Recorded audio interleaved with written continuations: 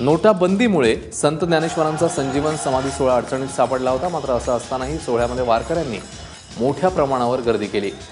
यंदा संजीवन सोहळ्याचं 721वं वर्ष होतं. मंदिरामध्ये भजनं, कीर्तनं, समाधीचं दर्शन घेऊन मोठ्या आनंदाने वारकऱ्यांनी या सोहळ्याचा आनंद घेतला. याशिवाय या सोहळ्यात 300 दिंड्यांनी सहभाग घेतला होता.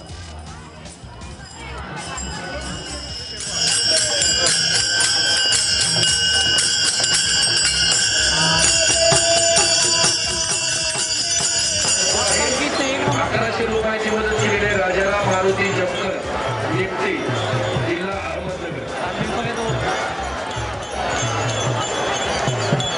त्रयोदशीचा दिवस आहे. संत ज्ञानदेवांचा 720वा 12 वाजता संजीवन समाधी सोहळा संजीवन समाधी घेतलेली आहे. या ठिकाणी आमच्या दत्तरताई यांचा आणि प्रत्यक्ष विश्वास